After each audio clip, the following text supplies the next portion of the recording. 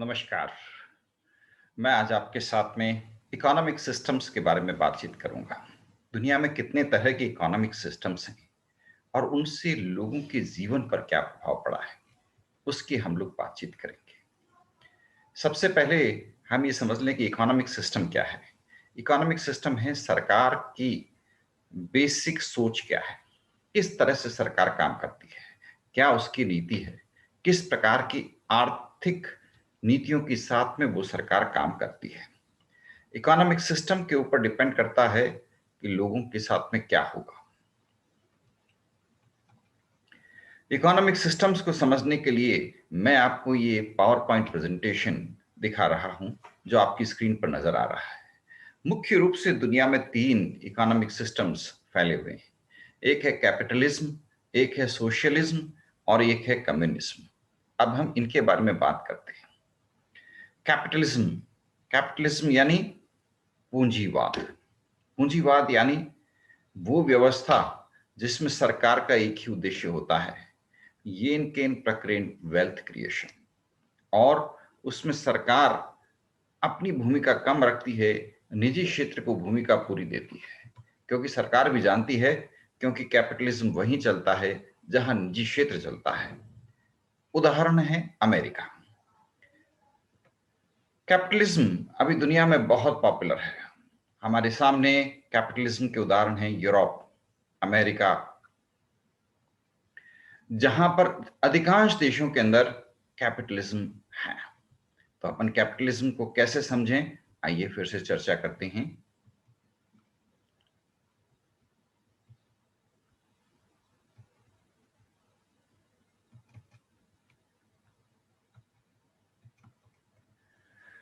Capitalism industrial revolution, औद्योगिक क्रांति के बाद शुरू हुआ, जहां पर औद्योगिक तरक्की के बाद बड़े बड़े कल कारखाने स्थापित हुए, बड़ी बड़ी कंपनियां आई, और इन सब के आने के बाद एक तरह से होड़ मच गई बड़ी बड़ी कंपनियों की। कैपिटलिज्म के तीन मुख्य आधार हैं। प्राइवेट ओनरशिप, यानी जो कुछ भी व्यापार है वो सब सरकार के हाथ में नहीं है, निजी क्षेत्र के हाथ में है। निजी क्षेत्र ही व्यापार शुरू करता है, उद्यम लगाता है और उसका प्रॉफिट भी वही लेता है। तो ये है कैपिटलिज्म। अगर आपको रिलायंस कंपनी नजर आ रही है आज, बिरला कंपनी नजर आ रही है आज, ये इसलिए क्योंकि कैपिटलिज्म के कुछ हिस्से भारत ने भी अडॉप्ट किए। भारत पूरी तरह से कैपिटलिस्ट देश नहीं है, लेकिन कुछ हिस्से हमने कैपिटलिज्म के अडॉप्ट किए हैं। कैपिटलिज्म का सबसे बड़ा बेस है फ्रीडम। आपको पूरी फ्रीडम है, आप व्यापार को करें, बढ़ाएं, आगे बढ़ाएं।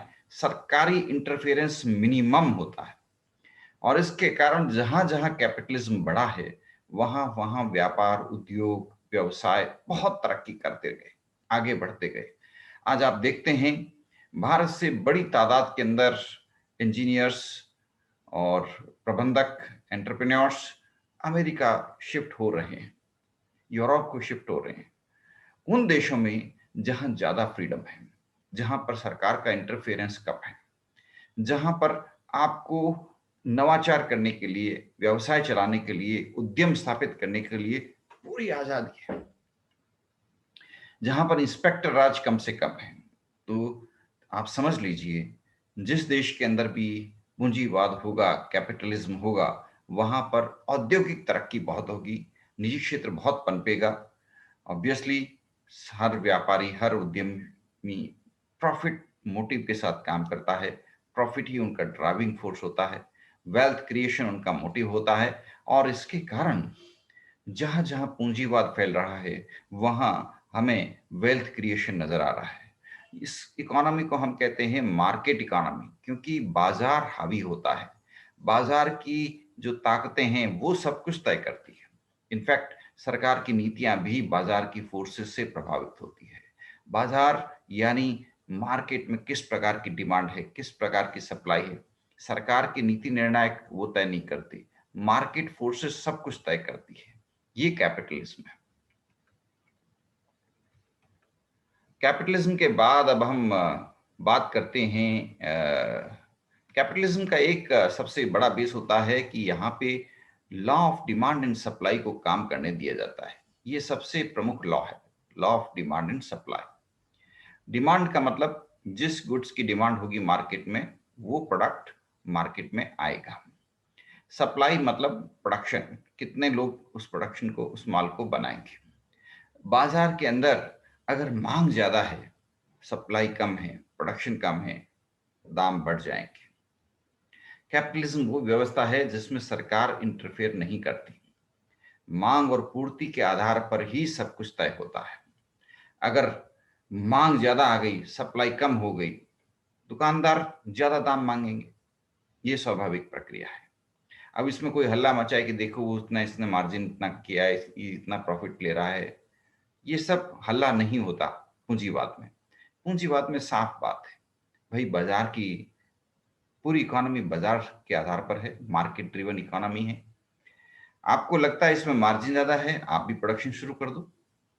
तो फ्री एंट्री फ्री एग्जिट, हर व्यक्ति जिसकी इच्छा होती है जो व्यापार करने की वो करता है, जिसकी इच्छा नहीं है व्यापार करने की वो अपना व्यापार बंद कर लेता है।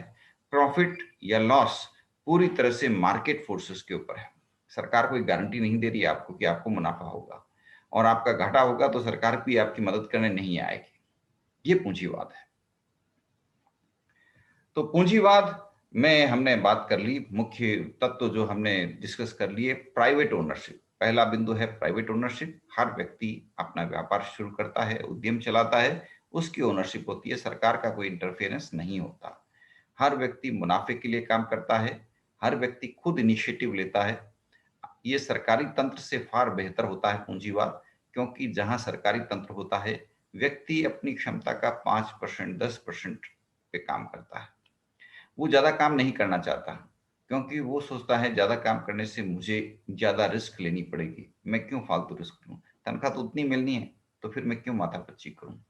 पूंजीवाद में हर व्यक्ति मुनाफे के लिए काम करता है, मुनाफा बढ़ेगा तो उसका लाभ बढ़ेगा, इसलिए हर व्यक्ति पूरे जुनून से काम करता है। इसके कारण पूंजीवाद में एफिशिएंसी ज्यादा होती है, इफेक्टिवनेस ज्यादा होती है। मार्केट के अंदर अगर आप देखेंगे तो मार्केट फोर्सेस के कारण पूंजीवाद में क्वालिटी इंप्रूवमेंट ज्यादा आता है, नवाचार ज्यादा होता है। पूंजीवाद में उद्योग धंधे खूब पनपते हैं, नई तकनीक खूब पनपती है, कंपटीशन बहुत होता है। लेकिन इस कंपटीशन का फायदा ये होता है कि हर व्यक्ति अपना सर्वश्रेष्ठ देता है, अपनी सर्वश्रेष्ठ परफॉर्मेंस पे काम करता है।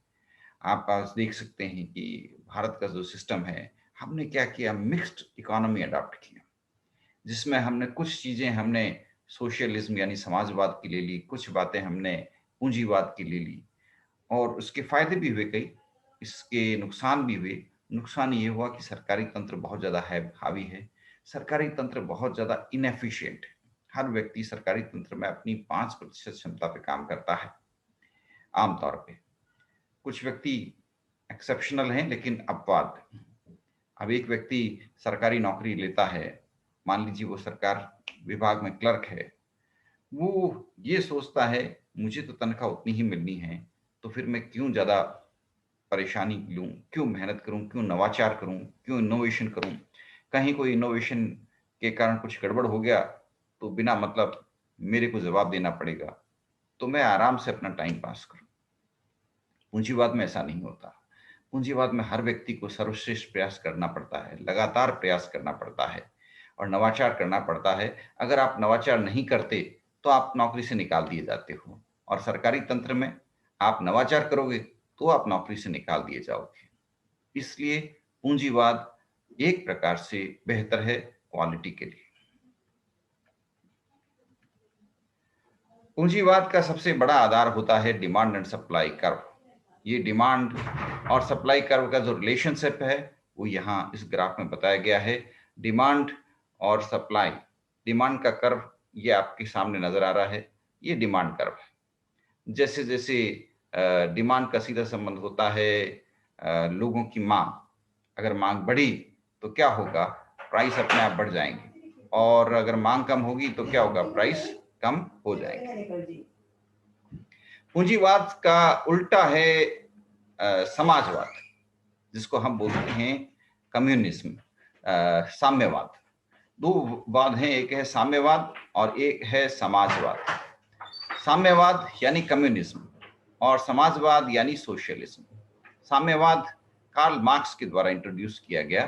कार्ल मार्क्स का ये विचार था कि समाज के अंदर जो गफलत आप देख रहे हैं, जो गैप देख रहे हैं, वो इसलिए है कि एक तरफ रिच, एक तरफ पुअर, एक तरफ कैपिटलिस्ट, एक तरफ वर्कर्स।